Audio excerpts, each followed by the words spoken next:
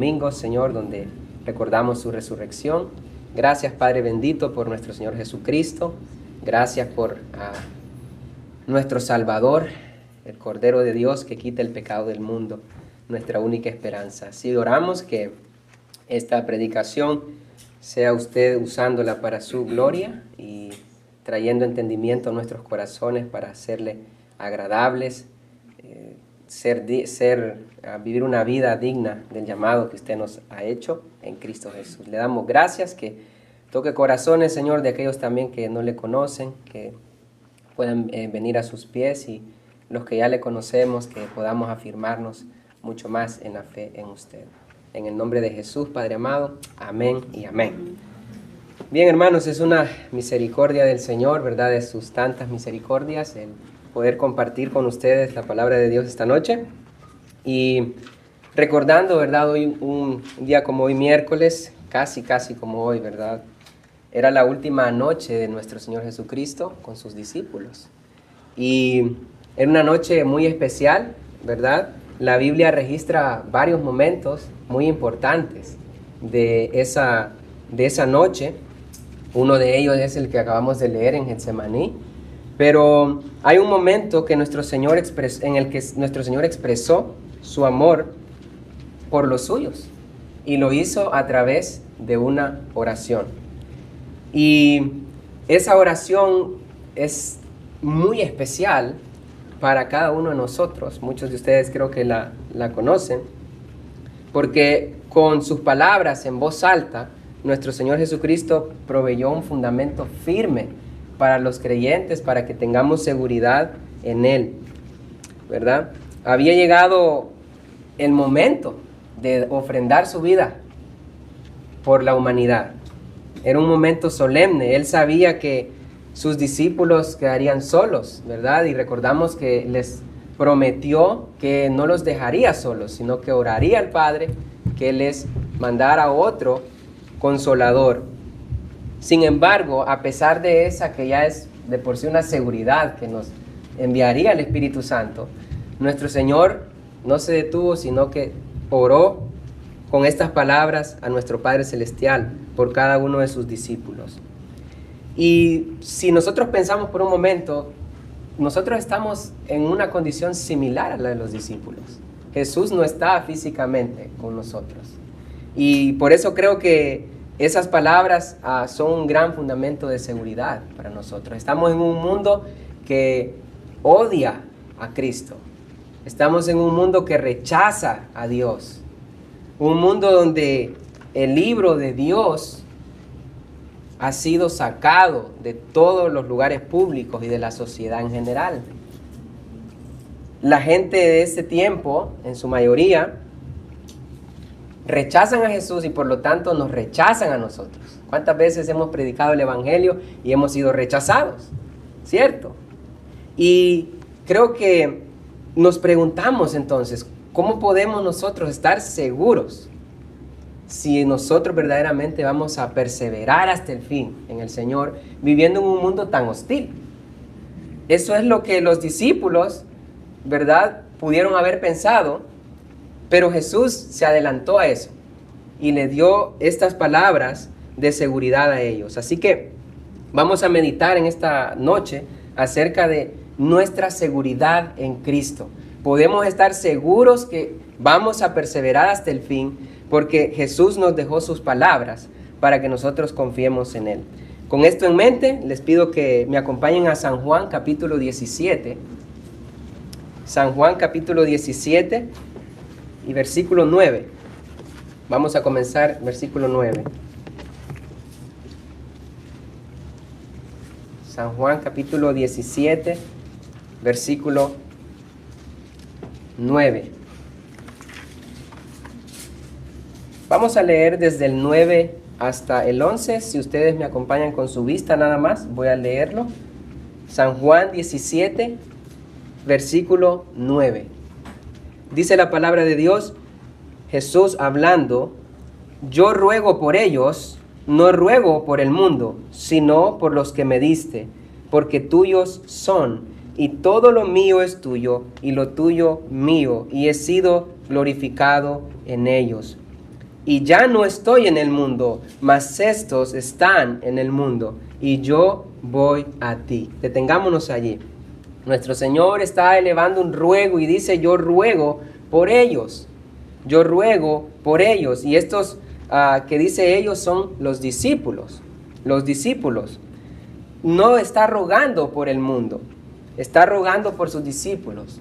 Y lo interesante acá del contexto es que ya vamos a ver por qué solamente está orando por los suyos y no por el mundo. Así que el Señor acá llega al punto que dice, versículo 11, ya no estoy en el mundo, mas estos están en el mundo y yo voy a ti. Los discípulos están en una condición en donde su líder, aquel con el que han pasado 3 años y medio, va a dar su vida. Ellos están confundidos, todavía no entienden, ¿verdad? Si vemos desde Juan 13 en adelante, el Señor comienza a darles ánimo, les lava los pies y comienza a hablarles del Espíritu Santo y están como confundidos.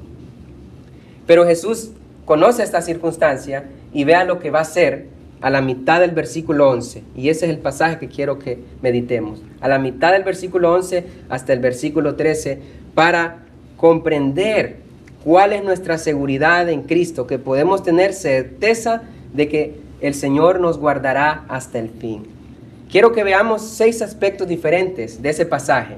Y el primero de ellos, quiero que notemos a la mitad del versículo 11. Si pueden leerlo conmigo, hermanos, desde la mitad del versículo 11, donde dice Padre Santo, hasta el final del versículo 11, por favor. A la cuenta de 3 vamos a leerlo. 1, 2, 3. Padre Santo, a los que me has dado, guárdalos en tu nombre, para que sean uno, así como nosotros. Quiero que noten las primeras 2 palabras de esa oración. Padre Santo. Padre Santo es Dios a quien Jesús está orando. Es Dios, ya lo sabemos, pero ¿cómo se refiere Jesús a Dios? Padre, Padre, una figura de mayor autoridad, en primer lugar, pero una figura de protección. De ahí, de entrada, nuestro Señor nos ofrece seguridad. Está orando a alguien que no es solamente Dios, pero que es nuestro Padre. Nuestro Padre. Y podemos ver que en Juan 16, 23, cuando recordamos que Jesús iba a resucitar a Lázaro, en Juan 16, 23 nos dice que todo lo que el Padre le pide, todo lo que el Hijo le pide al Padre, el Padre le oye. O sea que podemos tener certeza de que cuando Jesús está rogando estas palabras, el Padre está escuchando y va a cumplir esta petición. Pero la siguiente palabra con la que Jesús se refiere al Padre es santo, santo. El significado de la palabra da la idea de perfección moral cuando se aplica a Dios. Es un Padre que detesta el pecado, que odia el pecado, que no puede convivir con el pecado. Tal es el odio que Dios tiene por el pecado, que su Hijo Jesucristo fue necesario que muriera para pagar el precio por nuestros pecados.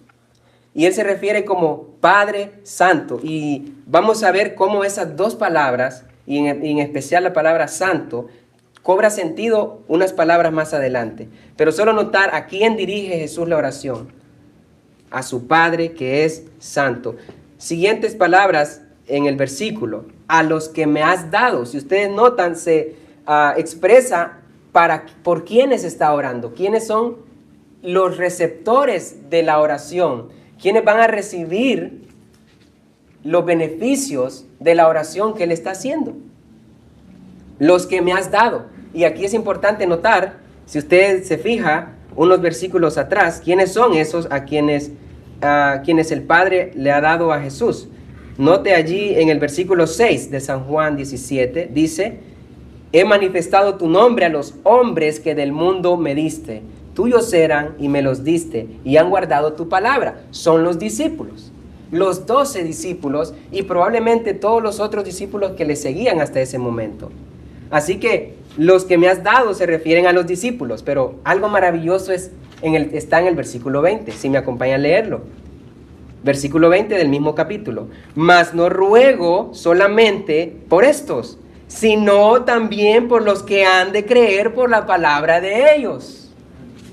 Amén. ¿Por qué? Porque nosotros, los que hemos creído, los que hasta este momento estamos con vida, estamos incluidos en esa oración. Jesús está orando por todos los discípulos de la historia, todos los creyentes verdaderos. Y es maravilloso ver que en ese año 29, muchos dicen, estamos en 2022, ni siquiera estábamos, ¿verdad?, por nacer ni nuestros padres ni nuestros abuelos. Y Jesús ya está orando por nosotros ahí. Es maravilloso ver el amor de nuestro Señor por los suyos. Ahora bien, las buenas noticias para los creyentes son malas noticias para los que no creen. Y si aquí esta noche hay amigos que no conocen al Señor, que no han creído en Él, Jesús no está orando por ellos. Él está todavía ofreciéndoles salvación. Está diciéndoles a través de Juan capítulo 1 al 12 que el que crea en Él tiene vida eterna. Es necesario, si hay un amigo acá, una amiga que todavía no se ha arrepentido de sus pecados, todavía no ha visto que su corazón es pecaminoso, que ha ofendido a este Dios que dice acá que es santo y que en Isaías 6:3 dice, santo, santo, santo.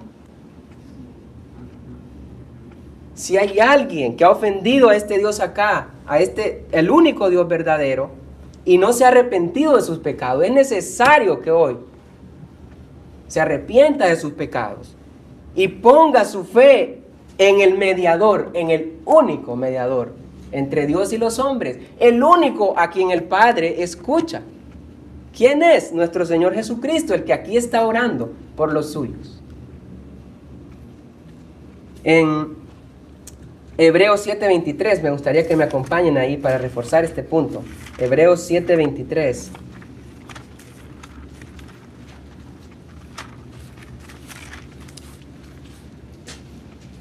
Hebreos 7:23 hasta el 25. Hebreos 7:23 al 25.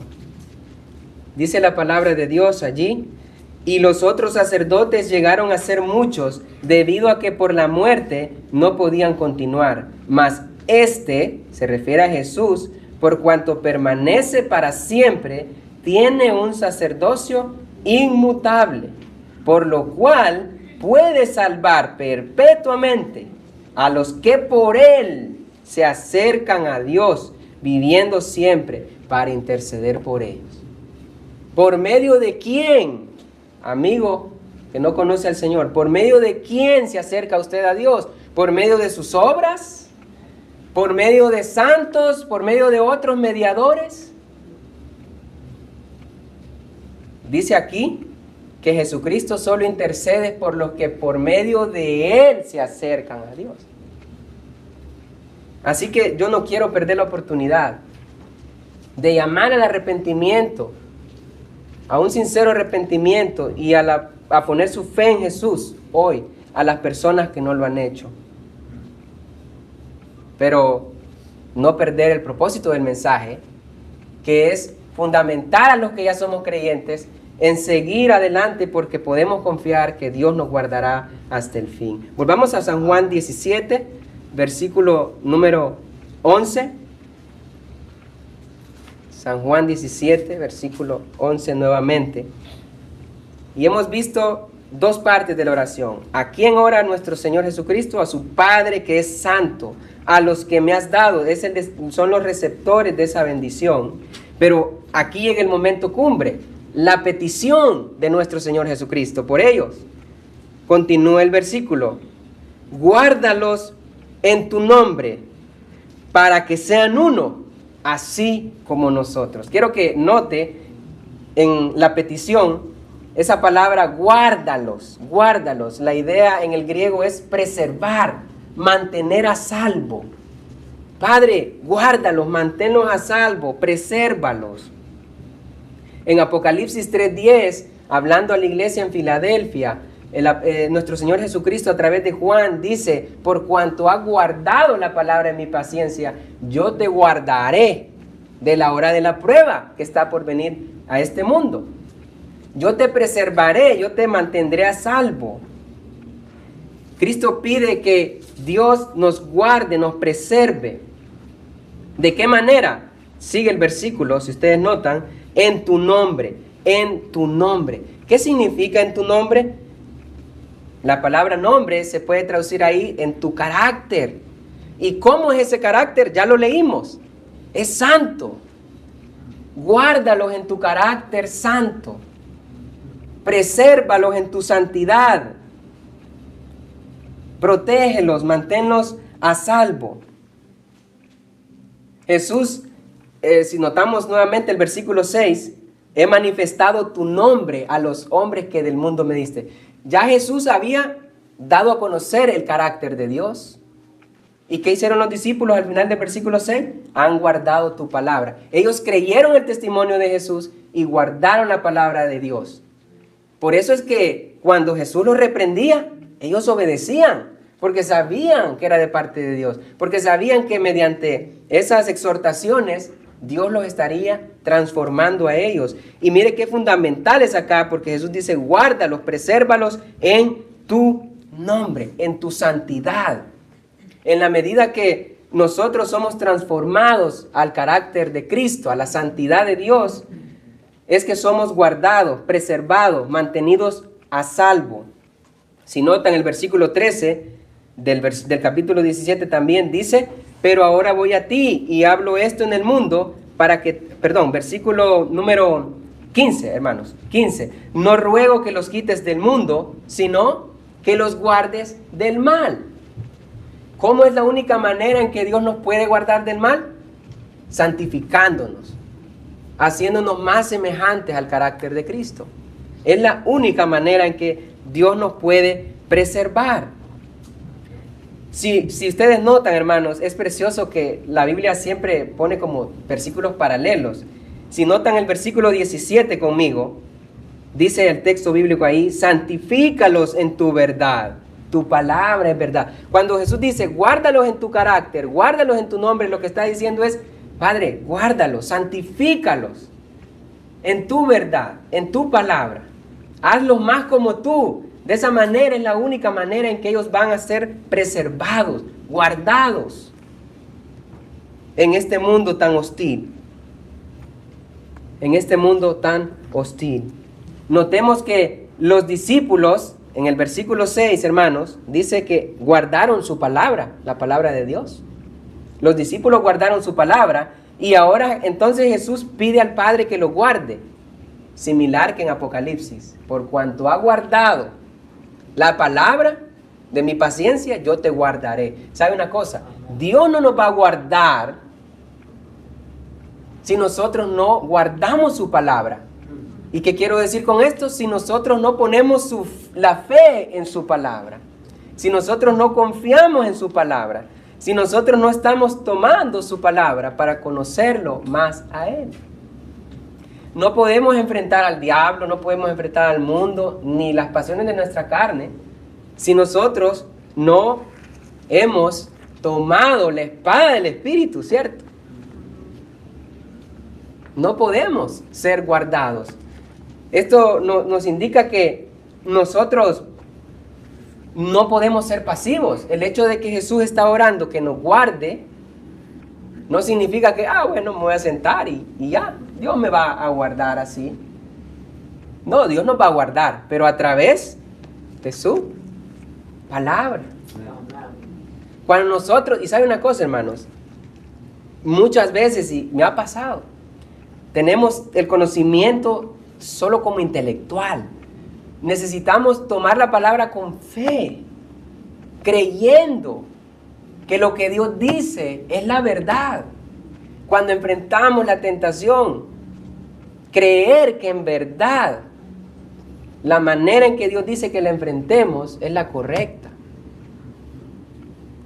Y eso es lo que quiere el Señor. Guárdalos en tu nombre. ¿Y cuál es el propósito, hermano? ¿Para qué quiere Jesús que Dios nos guarde? Sigue leyendo el versículo número 11 conmigo. 17:11.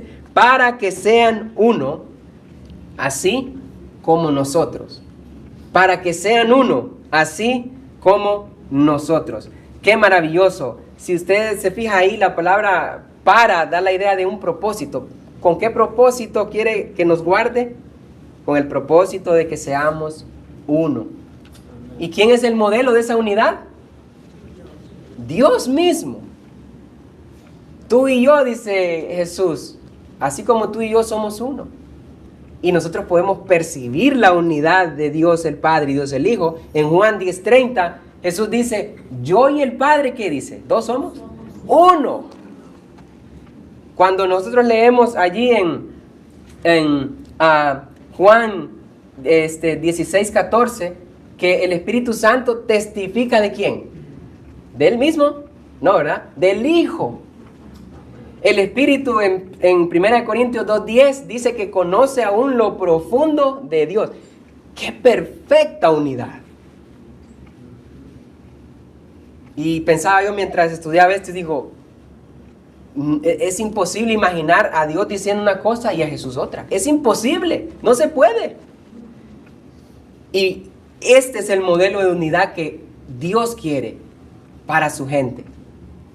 Que seamos uno. Esta unidad, hermanos, se reflejó de manera preciosa en la iglesia del primer siglo. Acompáñenme a Hechos, capítulo 4. Hechos, capítulo 4.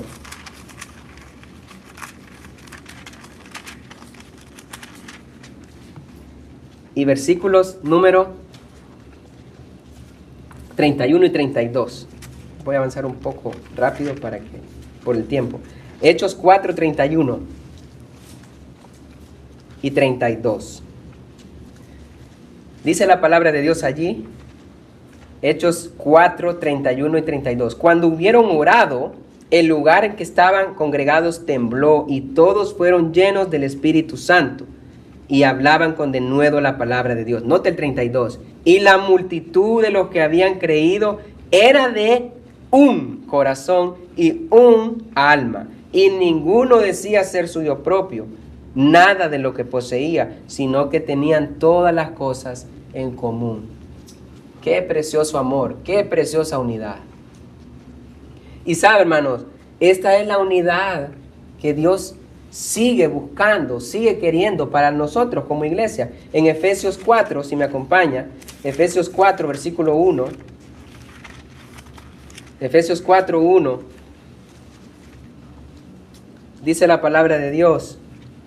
Efesios 4, 1. Yo pues, preso en el Señor, os ruego que andéis como es digno de la vocación con que fuisteis llamados. Efesios 4, 1 al 6. Versículo 2, con toda humildad y mansedumbre, soportándoos con paciencia los unos a los otros en amor, solícitos en guardar, ¿qué cosa, hermanos? La unidad del Espíritu en el vínculo de la paz. Un cuerpo, un Espíritu, como fuisteis también llamados en una misma esperanza de vuestra vocación, un Señor, una fe, un bautismo, un Dios y Padre de todos, el cual es sobre todos y por todos y en todos. Esta es la unidad que Dios quiere para su iglesia. Y Cristo en Juan 17, regresando a Juan 17, 11, está orando, guárdalos en tu nombre para que sean uno, como nosotros somos uno. Qué preciosa unidad, qué precioso es lo que Dios quiere para nosotros. Y esa es la única manera en que podemos ser guardados, es la única manera en que podemos perseverar. No solamente individualmente, pero corporativamente. Corporativamente. Hay otros textos que hablan de esta misma unidad. Por cuestión de tiempo no lo vamos a leer, pero si usted quiere anotar en Filipenses 1:27 en adelante, ahí va a hablar de la unidad en Cristo, que debemos estar firmes batallando la batalla del Evangelio, predicando la palabra. Dios quiere que Jesús oró para que fuéramos guardados en el carácter santo de Dios, para que seamos uno. Hermanos, nuestra santidad no es para creernos más. No, es para que todos seamos uno, que la iglesia, si yo soy santo, que todos seamos santos, que todos estemos en unidad. Y Cristo oró para que nos guardara hasta el fin y su petición va a ser cumplida, pero nosotros tenemos una responsabilidad y es tomar su palabra, no solo intelectualmente, pero con fe, como hemos estado escuchando los domingos, con fe, como Moisés tomó la palabra de Dios con fe, como mirando al invisible, ¿cierto? Necesitamos poner la fe, que este libro, como dice Pedro, es todo lo que necesitamos para la vida y la piedad. No hay más, no hay psicólogos ni nada más que supla las necesidades de la vida de un cristiano. El problema es que a veces somos un poco perezosos, hermano. Necesitamos leer muchos proverbios, donde se nos habla mucho contra la pereza. He hablado con muchos cristianos y digo, lee la Biblia todos los días, dice, un devocional por ahí, está bien. Y digo, leamos la Biblia completa. ¿Por qué no? No como una regla de legalismo, pero por amor a Cristo. Por amor a Él, hermanos. Uno de joven, por las muchachas, ¿verdad? ¿Qué no hace? Y si nosotros somos hijos de Dios, dice Juan, mirad cuán grande amor os ha mostrado el Padre para que seamos llamados hijos de Dios. Y eso somos, dice Juan. Primera de Juan 3. Necesitamos tomar la palabra de Dios. Es el único medio. Ahora, Jesús no se queda allí. No solo ora a su Padre, ora por los suyos, pide que Dios los guarde en su carácter santo, que los santifique para que sean uno, pero da un ejemplo precioso de cómo en la práctica quiere que Dios los guarde. Versículo 12, mire el ejemplo. Jesús mismo le dice al Padre, cuando estaba con ellos en el mundo, Juan 17:12, yo los guardaba en tu nombre. A los que me diste yo los guardé y ninguno de ellos se perdió, sino el hijo de perdición, para que la escritura se cumpliese. Para que la escritura se cumpliese.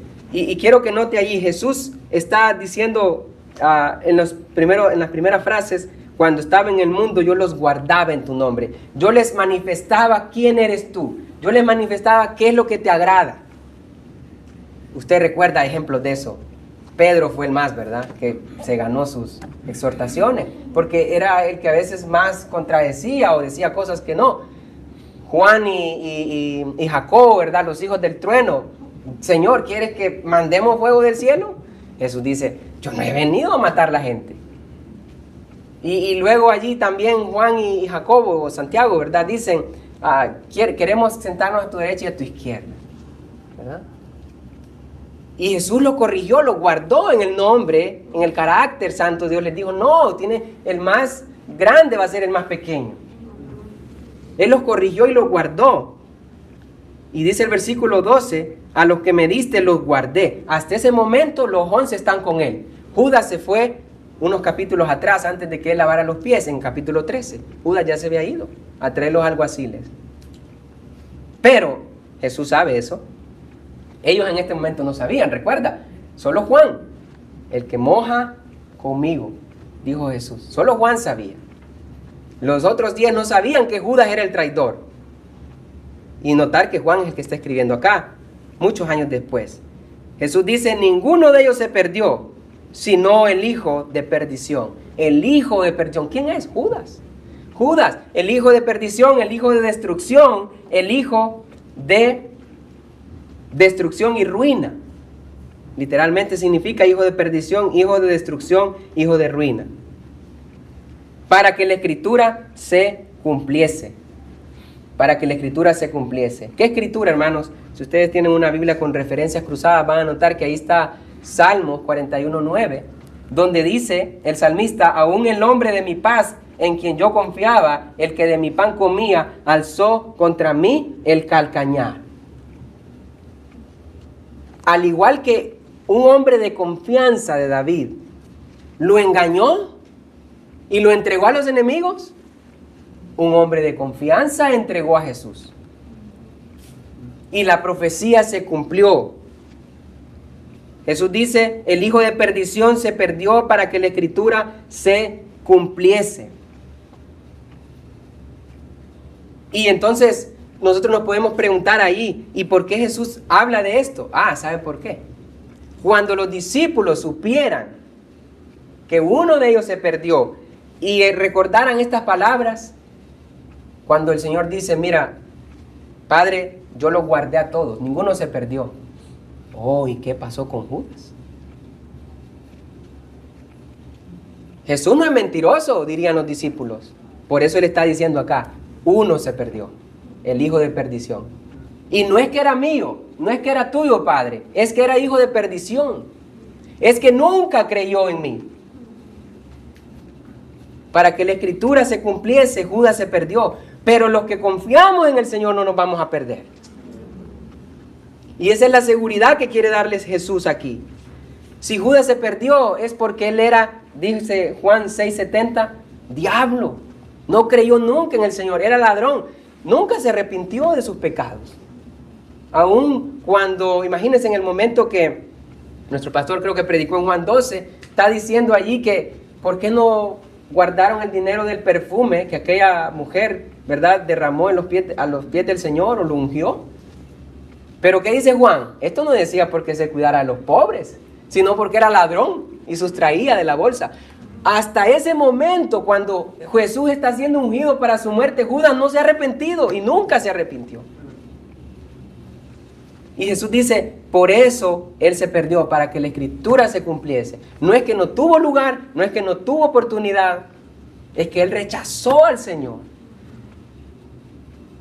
Hermano, Jesús le lavó los pies y no se arrepintió. Y esto es lo importante que debemos notar a aquellos que no han creído en el Señor. Los que no se arrepienten van a perderse igual que Judas. Pero los que hemos creído no nos vamos a perder. Y esa es nuestra seguridad en el Señor. Jesús dice, guárdalos así como yo los guardé. ¿Cómo guardó el Señor a los discípulos? ¿De qué manera?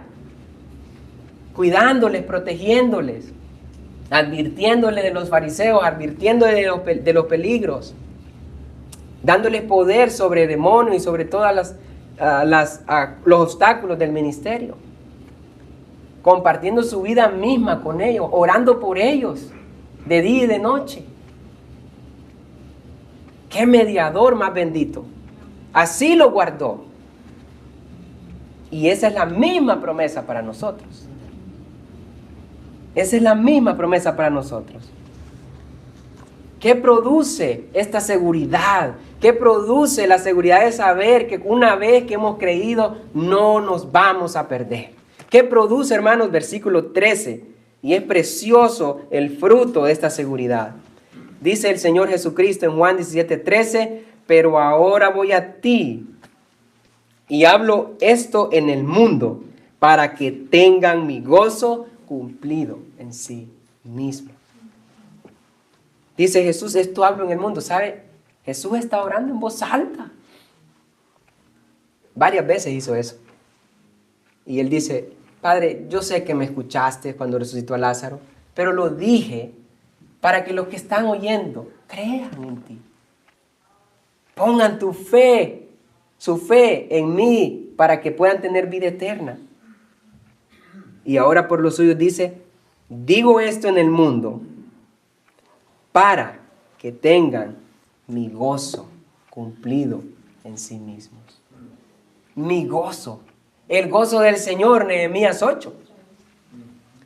El gozo de mi salvación, Salmo 51. El gozo, un fruto del Espíritu Santo, Gálatas 5. Ese gozo que no depende de las circunstancias, no depende si ando un buen carro, no depende si gané bien esta semana, no depende si dormí mal o bien, no depende si comí poco, ¿verdad? No depende de circunstancias cambiantes. Dice Jesús, mi gozo. Hebreos 12:2. Por el gozo puesto delante de él, ¿qué hizo Jesús? Sufrió la cruz. Menospreció la vergüenza de ser crucificado en una calle transitada por los romanos en ese tiempo. Menospreció por ese gozo, y ese gozo que él tuvo, ese gozo que lo sustentó hasta dar el último suspiro para decir consumado es, ese gozo, dice Jesús, ese gozo quiero que lo tengan cumplido en ellos. Y esa palabra cumplido significa completo. En inglés, full. Voy a decir así. Completo. Lleno. Nos gusta decir cuando llenamos el tanque, ¿verdad? Full.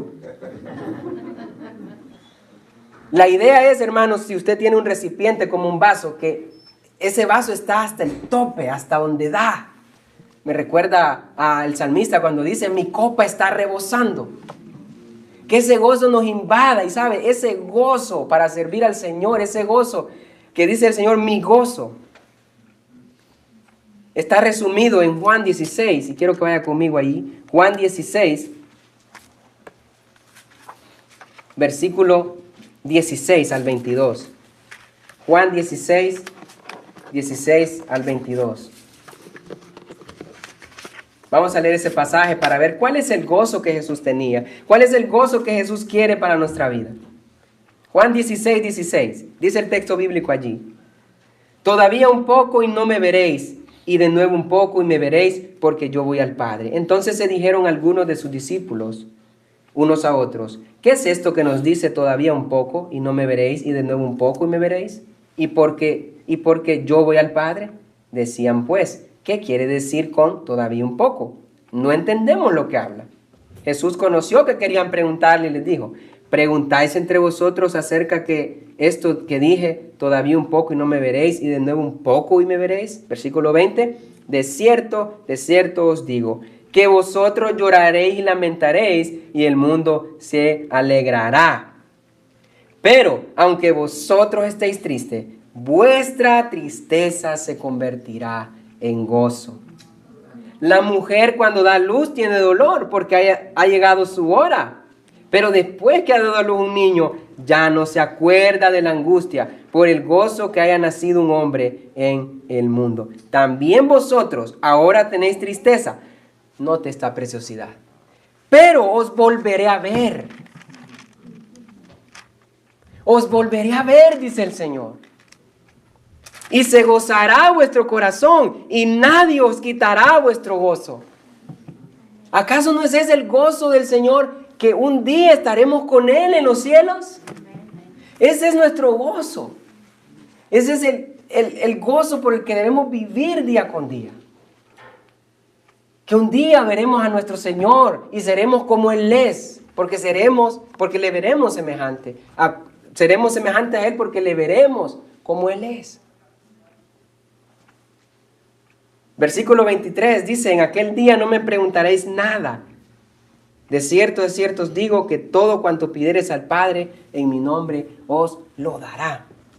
Volviendo a Juan 17, ahí solo unos párrafos adelante, lo tienen ustedes, versículo 13, de nuevo, pero ahora voy a ti y hablo esto en el mundo para que tengan mi gozo. El gozo de que un día estaremos con Él.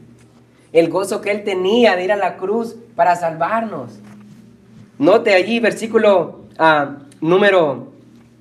ahí en Juan 17 también 24. Juan 17, 24. Este es el deseo de Jesús. Juan 17, 24. Padre, aquellos que me has dado, quiero que donde yo estoy también estén conmigo. Para que vean mi gloria que me has dado. Porque me has amado desde antes de la fundación del mundo. Jesús, en esas últimas horas, y esto fue antes de ir al huerto de Getsemaní, dice Juan 13:1, como había amado a los suyos, los amó hasta el fin. ¡Qué amor tan grande! Pensando en nosotros cuando Él iba a ser crucificado. ¿Por qué? Porque tenía gozo por salvarnos a nosotros. ¡Qué seguridad, hermanos, nos da el Señor! ¿Cómo nosotros no vamos a tomar el medio que Él nos ha dado? para llenarnos de ese gozo. Cuando usted piensa en leer la Biblia, no piense en un qué hacer. Pensemos, hermano, y voy a incluirme, pensemos en nuestro Señor, en su amor, en cómo nos amó, en cómo quiere que estemos llenos de gozo a pesar de las circunstancias. Pensemos en cómo Él nos ha prometido preservarnos hasta el fin, guardarnos hasta el fin.